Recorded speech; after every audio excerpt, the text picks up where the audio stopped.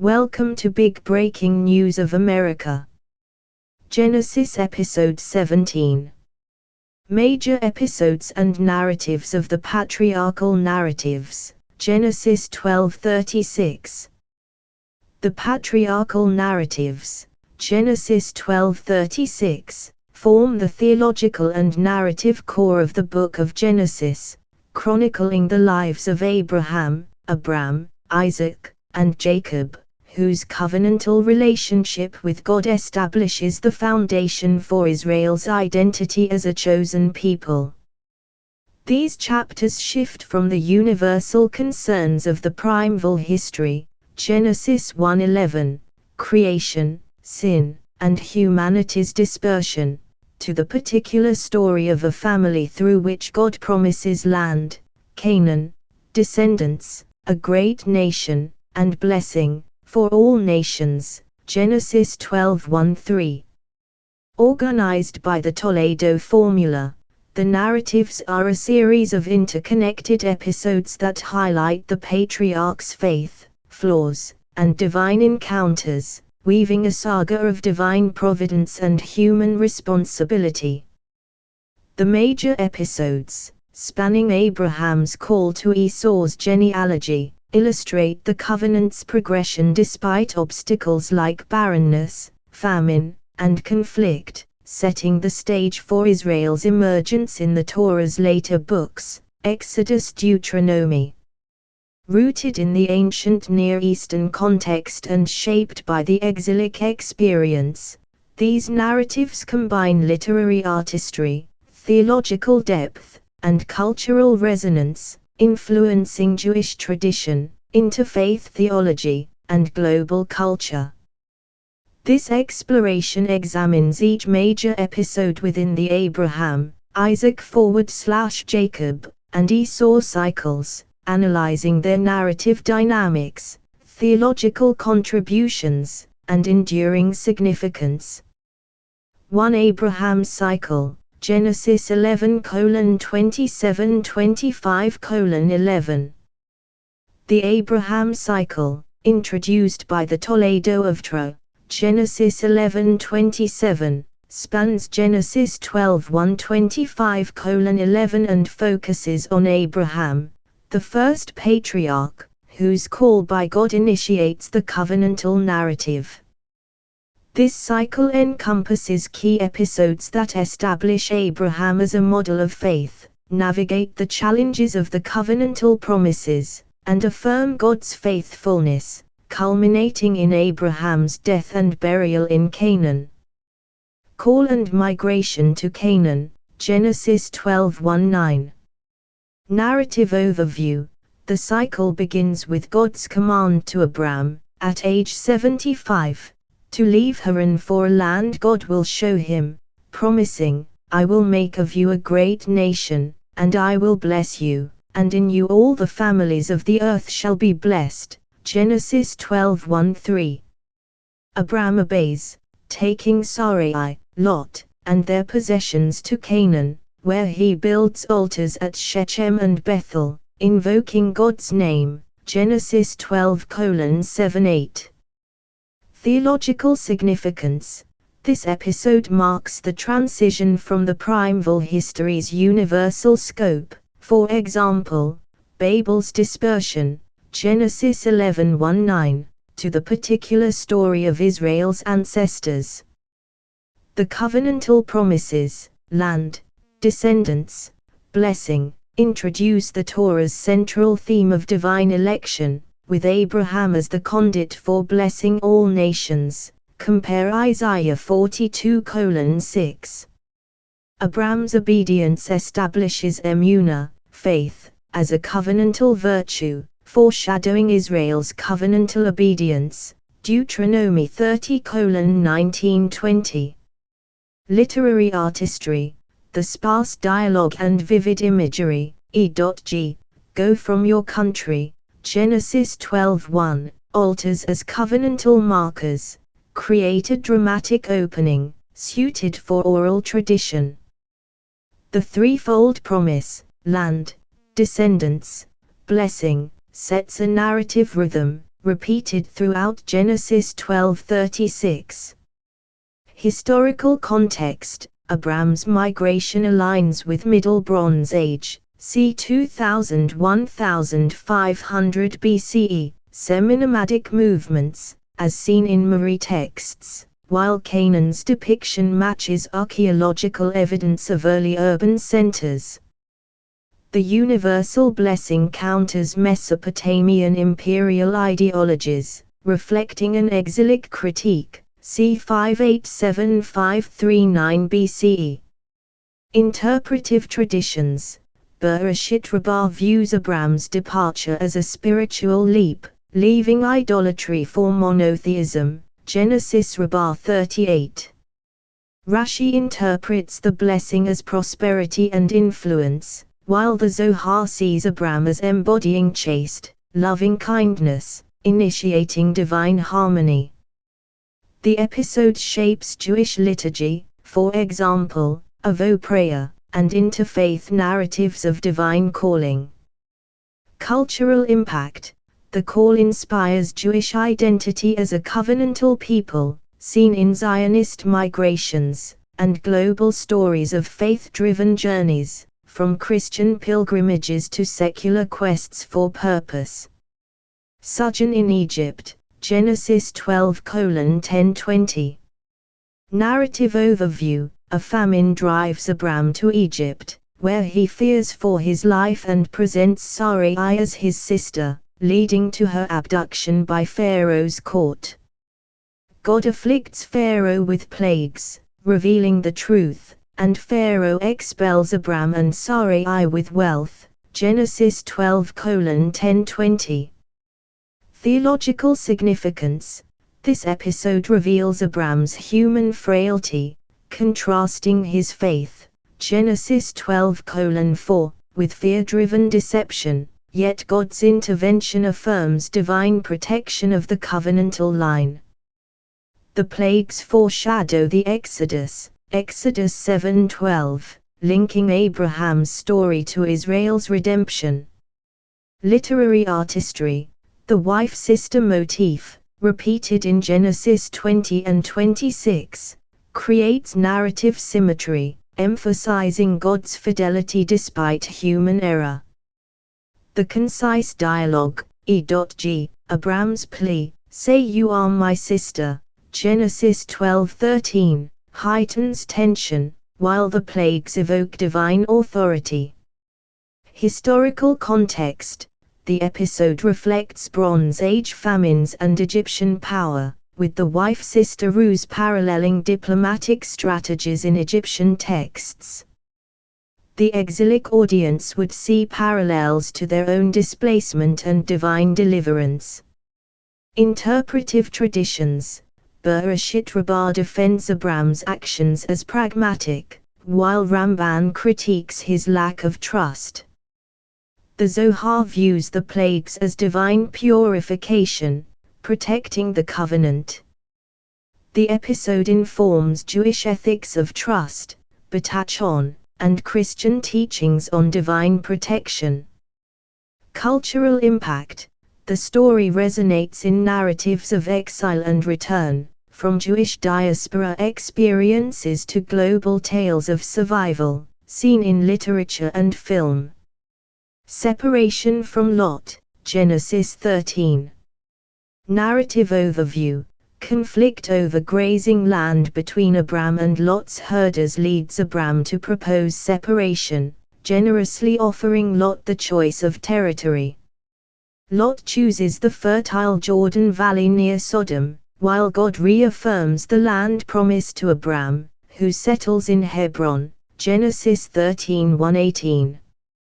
Theological significance: Abram's generosity reflects chaste, loving kindness, prioritizing peace over personal gain, while God's promise, "All the land that you see I will give to you," Genesis 13:15, reaffirms the covenant's permanence.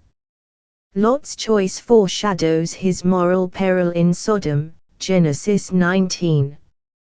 Literary artistry: the contrast between Lot's fertile choice and Sodom's wickedness, Genesis 13:10-13, employs irony, while the panoramic description of Canaan, Genesis 13:14-17, evokes divine grandeur.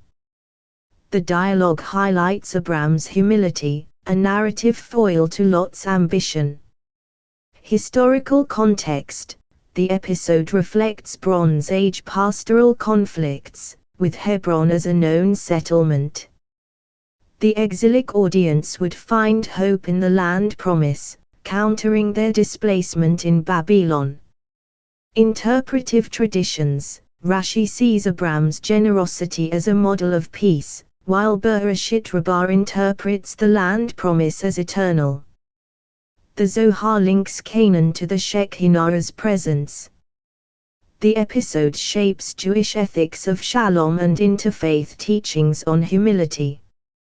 Cultural impact: the story informs conflict resolution, from Jewish mediation practices to global diplomacy, and inspires narratives of selflessness, seen in ethical literature. Rescue of Lot and Melchizedek, Genesis 14.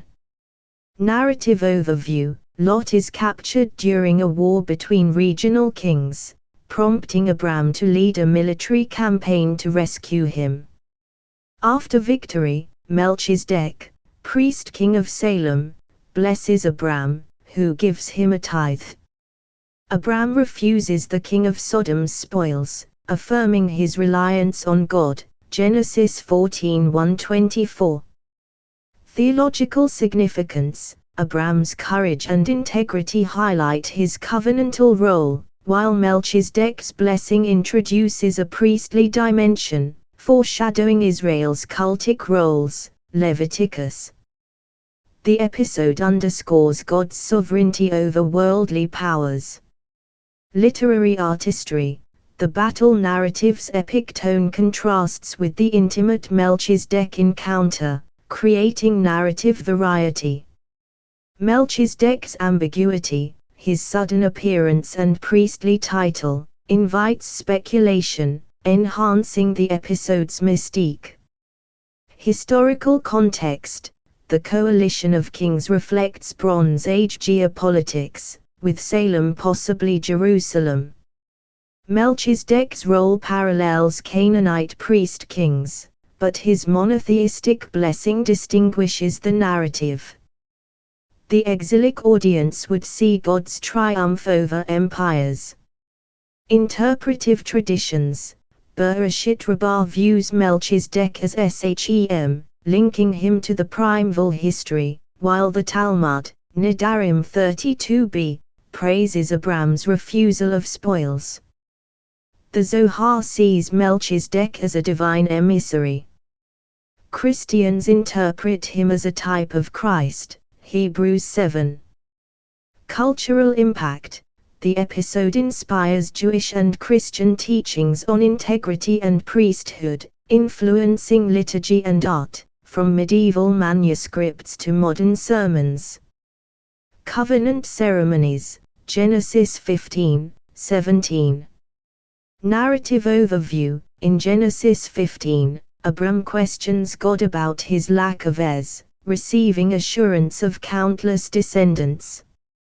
God formalizes the land promise through the covenant between the pieces, a ritual where Abram sees a divine fire pass through animal halves, Genesis 15:1-21. In Genesis 17, God commands circumcision as the covenant's sign, renaming Abram/Abraham, father of a multitude, and Sarai/Sarah, princess, and promising Isaac's birth. Theological significance: these episodes are the covenant's theological apex, affirming God's faithfulness despite Abraham's doubts. Genesis 15:6, he believed the Lord, and he counted it to him as righteousness, is a cornerstone of Jewish and Christian theology, emphasizing faith. Circumcision, Genesis 17:10-14, marks the covenant's physical embodiment, linking Abraham's line to Israel's identity. Literary artistry, the vivid imagery, stars for descendants, Genesis 15:5, the smoking firepit, Genesis 15:17, evokes divine mystery, while the renaming in Genesis 17 carries symbolic weight. The dialogue balances human vulnerability, Genesis 15:2-3, and divine assurance, Genesis 17:1-8.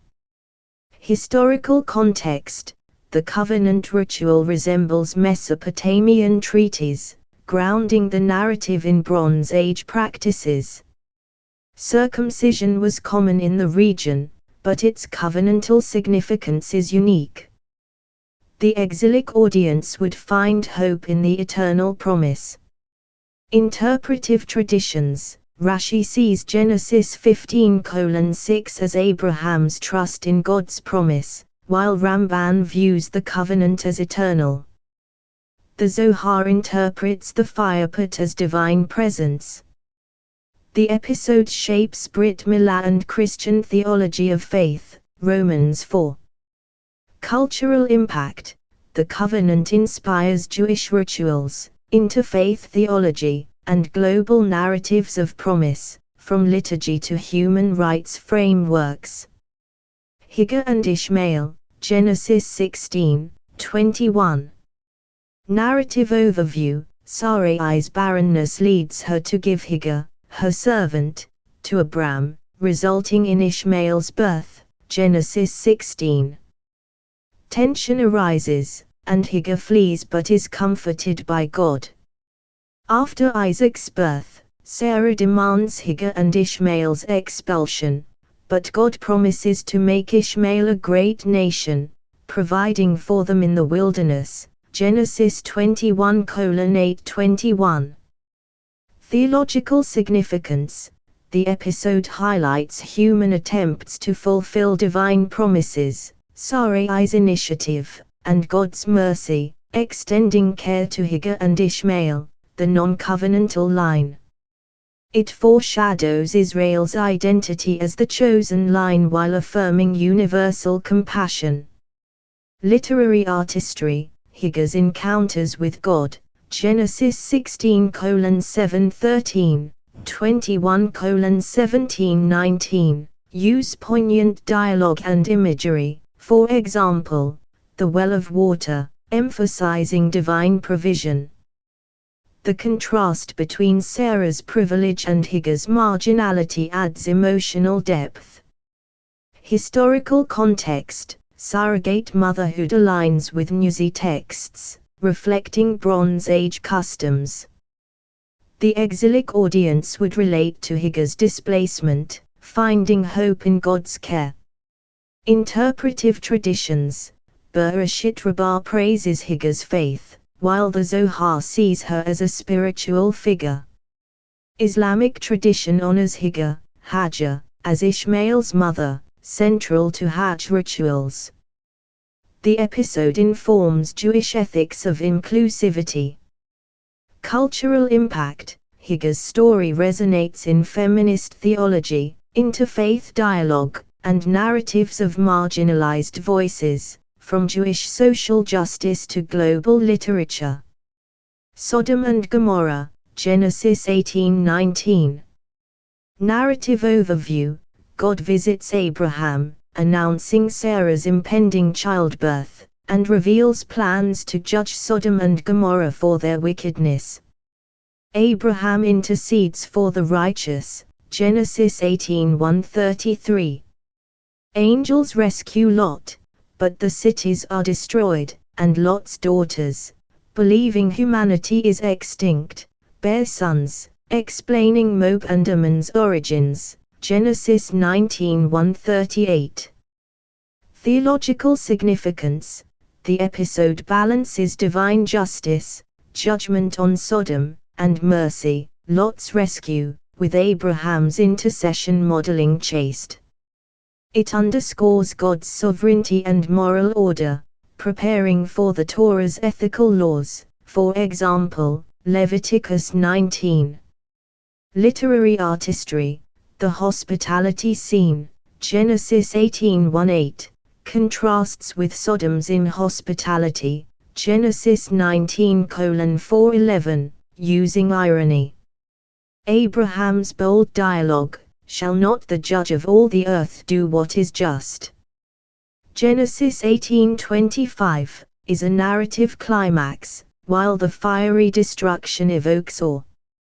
Historical context, the episode echoes Mesopotamian moral tales critiquing urban corruption, with Sodom possibly reflecting Bronze Age cities. The exilic audience would see parallels to Babylonian hubris. Interpretive traditions, Rashi emphasizes Abraham's compassion, while Bereshit Rabbah sees Sodom's sin as injustice. The Zohar views the angels as divine agents. Christians and Muslims cite the episode for moral teachings. Cultural impact, the story shapes ethical reflections on justice and hospitality, influencing Jewish tzedakah, Christian charity, and global narratives of moral accountability, from Dante to modern ethics. Binding of Isaac, Akedah, Genesis 22. Narrative overview, God tests Abraham by commanding him to sacrifice Isaac on Mount Moriah. Abraham obeys, but God provides a ram, reaffirming the covenant and promising countless descendants, Genesis 22:1-19. Theological significance, the Akedah is the cycle's theological pinnacle, showcasing Abraham's ultimate faith and God's provision. It symbolizes the covenant's endurance and foreshadows Israel's sacrificial system, Leviticus. The episode is central to Jewish liturgy, Rosh Hashanah, and Christian theology, Christ's sacrifice. Literary artistry, the narrative's stark prose, "Take your son, your only son Isaac," Genesis 22:2, heightens emotional tension, while the ram's sudden appearance resolves the crisis. The repeated "God will provide," Genesis 22:8-14, is a theological refrain. Historical context, child sacrifice was known in the region, but the Akedah's substitution critiques it, affirming monotheistic ethics. The exilic audience would find hope in divine provision. Interpretive traditions, Bereshit Rabbah sees the Akedah as Abraham's ultimate trial, while the Zohar interprets it as unifying divine attributes. Rashi and Ramban emphasize faith. Christians view Isaac as a type of Christ, Hebrews 11:17-19. Cultural impact, the Akedah inspires Jewish liturgy, Christian art, for example, Caravaggio, Islamic Eid al-Adha, and global reflections on faith and sacrifice, from Kierkegaard to modern ethics. Sarah's death and burial, Genesis 23. Narrative overview, Sarah dies at 127, and Abraham purchases the cave of Machpelah in Hebron from Ephron the Hittite to bury her, securing a foothold in Canaan, Genesis 23:1-20. Theological significance, the purchase affirms the land promise, Genesis 12:7, marking Abraham's tangible connection to Canaan. It foreshadows Israel's possession of the land, Joshua, and exilic hope for return. Literary artistry, the formal dialogue between Abraham and Ephron, Genesis 23:3-16, reflects legal precision, emphasizing the transaction's significance. Sarah's death adds emotional weight, grounding the covenant in human loss. Historical context, land purchases align with Bronze Age practices, as seen in Hittite texts. The exilic audience would see the burial as a symbol of enduring connection to the land. Interpretive traditions. Rashi notes Abraham's respect for Sarah, while Bereshit Rabbah sees the purchase as eternal. The Zohar links Machpelah to the afterlife. The episode shapes Jewish burial practices. Cultural impact. The story informs Jewish attachment to Hebron, seen in pilgrimage and liturgy, and global narratives of legacy, from memorial practices to literature.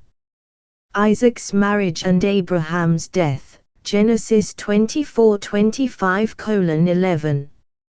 Narrative overview. Abraham sends his servant to Haran to find a wife for Isaac, resulting in Rebekah's betrothal. The servant's prayer and Rebekah's kindness confirm divine guidance. Genesis 24. Abraham marries Keturah, father's other sons, but ensures Isaac's inheritance. He dies at 175, buried by Isaac and Ishmael in Machpelah. Genesis 25:1-11. Theological significance. The marriage ensures the covenantal line's continuity, with divine providence guiding the match. Abraham's death and burial reaffirm the land promise, while Ishmael's presence hints at reconciliation. Literary artistry. Genesis 24's detailed narrative, with repeated dialogue and providential signs, for example, the well, Genesis 24:12-27, creates a romantic and theological climax. Abraham's death is concise, focusing on legacy. Historical context. Arranged marriages and family alliances reflect Bronze Age norms, as seen in Mesopotamian texts. The exilic audience would find hope in covenantal continuity. Interpretive traditions. Rashi praises Rebekah's kindness, while Bereshit Rabbah sees the servant as Eliezer. The Zohar views the marriage as spiritual union. The episode shapes Jewish matchmaking traditions. Cultural impact. The story inspires Jewish Shidduch, Christian teachings on providence, and global romantic narratives, from folklore to modern media. To Ishmael's Toledo, Genesis 25:12-18. Narrative overview. The Toledo of Ishmael lists his 12 sons, who become tribal leaders, fulfilling God's promise to make him a great nation. Genesis 17:20. Ishmael dies at 137, and his descendants settle from Havilah to Shur near Egypt. Genesis 25:12-18. Theological significance. This brief episode affirms God's care for the non-covenantal line, balancing the focus on Isaac with universal compassion. It contrasts Ishmael's tribal destiny with Isaac's covenantal role, preparing for the transition to Jacob. Literary artistry. The genealogical list, typical of Genesis, for example, Genesis 10, provides narrative rhythm, while the geographic scope underscores Ishmael's prominence. The brevity contrasts with the Abraham cycle's depth, highlighting the chosen line. Historical context. The tribal structure aligns with Bronze Age kinship patterns, while the exilic audience would see Ishmael's prosperity as divine fidelity, relevant to their diaspora. Interpretive traditions. Bereshit Rabbah notes Ishmael's repentance, while Islamic tradition honors him as a prophet.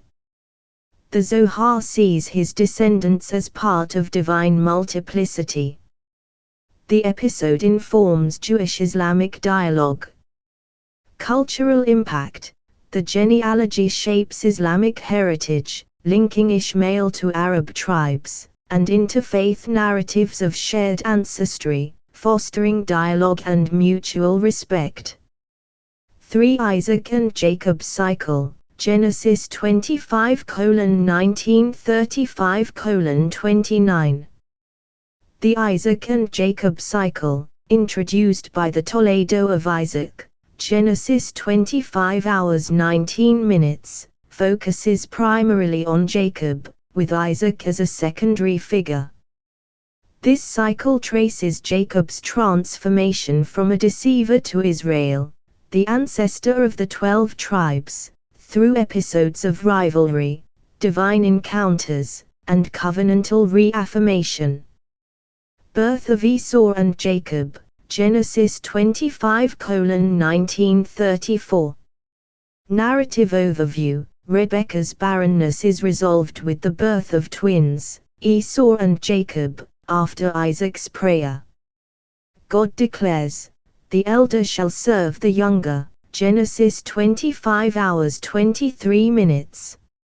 Esau sells his birthright to Jacob for food, foreshadowing their rivalry, Genesis 25:1934.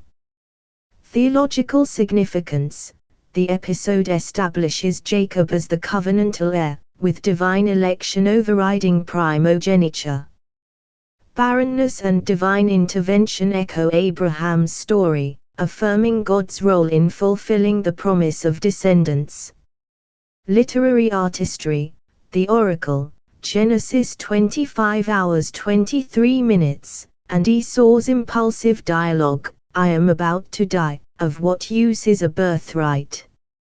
Genesis 25:32, create dramatic tension. The twins' contrasting traits, Esau's ruggedness, Jacob's cunning, set the narrative stage. Historical context. Barrenness narratives reflect Bronze Age concerns, while sibling rivalry parallels regional myths. The exilic audience would see hope in divine election. Interpretive traditions. Rashi defends Jacob's purchase as legitimate, while Bereshit Rabbah sees Esau as idolatrous. The Zohar views the twins as spiritual opposites. The episode shapes Jewish teachings on destiny. Cultural impact. The story informs narratives of rivalry and destiny, from Jewish ethics to global literature, influencing family dynamics and leadership discussions. Isaac in Gerar, Genesis 26. Narrative overview. Isaac settles in Gerar during a famine, presenting Rebekah as his sister to avoid harm. God reaffirms the covenant, and Isaac prospers, digging wells and making peace with Abimelech, Genesis 26:133. Theological significance. The episode bridges Abraham and Jacob, showing covenantal continuity.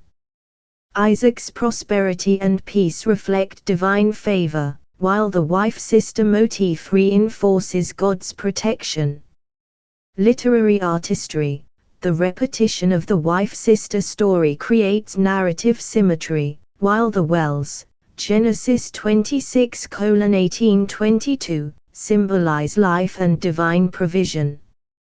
God's promise, Genesis 26:35, echoes Abraham's, ensuring continuity. Historical context. Gerar's Philistine presence aligns with Bronze Age dynamics, though anachronistic. Wells reflect pastoral life, relevant to exilic audiences seeking stability. Interpretive traditions. Rashi sees Isaac's prosperity as divine reward, while Bereshit Rabbah links the wells to Torah. The Zohar views Isaac as Gevurah. The episode informs Jewish peace ethics. Cultural impact. The story shapes narratives of prosperity and peace, influencing Jewish shalom and global diplomacy, seen in mediation practices. Jacob's deception and flight, Genesis 27:28. Narrative overview. Rebekah orchestrates Jacob's deception to receive Isaac's blessing intended for Esau, disguising him as his brother. Isaac blesses Jacob with prosperity and dominion. Esau vows revenge, prompting Jacob's flight to Haran. At Bethel, Jacob dreams of a ladder to heaven, and God reaffirms the covenant. Genesis 27:128:22. Theological significance: Jacob's deception raises ethical questions, yet divine election, Genesis 25:23, prevails, affirming God's sovereignty. The Bethel vision marks Jacob's spiritual awakening, linking him to the covenant. Literary artistry: the deception's suspense, Rebekah's plot, Isaac's hesitation, Genesis 27:18-29, and the ladder's vivid imagery, Genesis 28:12, create narrative peaks. The blessing's poetic cadence, Genesis 27:27-29, contrasts with Esau's anguished cry, Genesis 27:34. Historical context: inheritance disputes reflect Bronze Age customs, while Bethel was a known cultic site. The exilic audience would relate to Jacob's exile and divine promise. Interpretive traditions: Rashi justifies Jacob's actions via divine will, while Ramban critiques his deceit. The Zohar sees the ladder as divine-human connection. The episode shapes Jewish and Christian teachings on providence. Cultural impact: the story inspires narratives of transformation and divine encounter, from Jewish liturgy to global art, for example, Chagall's paintings, and literature. Jacob and Laban, Genesis 29:31. Narrative overview: Jacob arrives in Haran, marries Leah and Rachel after serving Laban, and fathers 12 sons and a daughter, the future tribes. His prosperity provokes Laban's envy, prompting Jacob's escape with God's guidance. A treaty with Laban ensures peace, Genesis 29:131-55. Theological significance: the episode fulfills the promise of descendants, with Jacob's family forming Israel's tribes. Divine protection during his escape affirms providence, while the treaty reflects shalom. Literary artistry: the romantic meeting at the well, Genesis 29:114, and Laban's deception, Genesis 29:21-27, create narrative symmetry. The birth lists, Genesis 29:31-30:24, and escapes tension, Genesis 31:17-42, balance family and adventure. Historical context: marriage customs and pastoral life align with Bronze Age practices, as seen in Nuzi texts. The exilic audience would see parallels to their return aspirations. Interpretive traditions: Rashi praises Rachel's sacrifice, while Bereshit Rabbah sees the tribes as divine plan. The Zohar links Jacob's prosperity to Tiferet. The episode shapes Jewish family ethics. Cultural impact: the story informs Jewish tribal identity, interfaith family narratives, and global tales of perseverance, from folklore to modern media. Jacob's transformation and reconciliation, Genesis 32:33. Narrative overview: preparing to meet Esau, Jacob wrestles with a divine figure, receiving the name Israel, he strives with God. He reconciles with Esau, who accepts his gifts, and settles in Canaan, Genesis 32:133:20. Theological significance: The wrestling marks Jacob's transformation, naming him Israel, the ancestor of the 12 tribes. The reconciliation fulfills divine guidance, resolving rivalry and modeling shalom.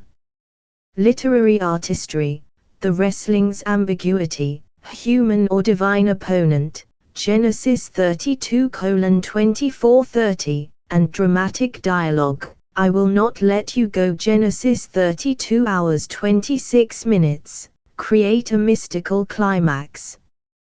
The reconciliation's warmth, Genesis 33:4, contrasts with earlier tension. Historical context, wrestling may reflect Canaanite ritual combat, while reconciliation aligns with tribal alliances. The exilic audience would find hope in restored relationships. Interpretive traditions, Rashi sees the opponent as an angel, while Bereshit Rabbah views it as spiritual striving. The Zohar links Israel's name to divine unity. The episode shapes Jewish identity. Cultural impact, the story inspires Jewish teshuvah, Christian forgiveness, and global narratives of reconciliation, from therapy to peace building. Later events and Isaac's death, Genesis 34:35. Narrative overview, Dinah's assault by Shechem leads to Simeon and Levi's violent retribution, Genesis 34. Jacob returns to Bethel, where God reaffirms the covenant. Rachel dies giving birth to Benjamin, and Isaac dies at 180, buried by Jacob and Esau, Genesis 35:1-29. Theological significance, the episodes affirm Jacob's covenantal role, with Bethel reinforcing divine presence. Rachel's death and Isaac's burial mark transitions, preparing for the Joseph narrative. Literary artistry, the Dinah story's moral complexity and Bethel's solemnity contrast with Rachel's tragic death, creating narrative depth. The repeated covenant, Genesis 35:11-12, ensures continuity. Historical context, intermarriage tensions reflect Bronze Age tribal dynamics, while Bethel was a cultic site. The exilic audience would relate to loss and restoration. Interpretive traditions, Rashi critiques Simeon and Levi's violence, while Bereshit Rabbah sees Bethel as spiritual renewal. The Zohar links Rachel's death to the Shekinah. The episode shapes Jewish mourning practices. Cultural impact, the stories inform narratives of justice, loss, and renewal, influencing Jewish ethics, interfaith teachings, and global literature. For Esau's Toledo, Genesis 36.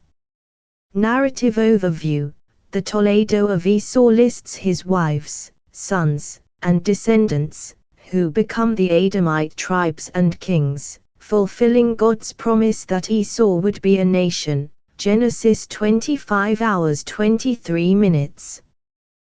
The genealogy contrasts with Jacob's covenantal line, Genesis 36:1-43. Theological significance, the episode affirms God's care for the non-covenantal line, balancing Jacob's prominence with Esau's prosperity. It prepares for the Joseph narrative by concluding the patriarchal focus. Literary artistry, the detailed genealogy, with geographic and political details, mirrors Genesis 10's Table of Nations, providing narrative closure. The contrast with Jacob's line is implicit, emphasizing divine election. Historical context, Edom's tribal structure aligns with Bronze Age patterns, with archaeological evidence of Edomite settlements. The exilic audience would see divine fidelity in Esau's success. Interpretive traditions, Rashi notes Esau's separation from Jacob, while Bereshit Rabbah sees Adam as Rome, reflecting later tensions. The Zohar views Esau's line as part of divine balance. The episode informs Jewish historical reflection. Cultural impact. The genealogy shapes Jewish and Christian views of Adam, influencing historical narratives and interfaith dialogue on shared ancestry. 5. Synthesis. The episodes as covenantal narrative. The major episodes of Genesis 12:36 weave a covenantal narrative, tracing the patriarch's lives from Abraham's call to Esau's genealogy. Abraham's cycle establishes the covenant through faith and trials, Isaac's brief role sustains it, and Jacob's transformation fulfills it, forming Israel's tribes. Each episode, migration, deception, divine encounter, advances the promises of land, descendants, and blessing, despite human obstacles. The literary artistry, vivid imagery, dialogue, repetition, enhances their theological impact. Why?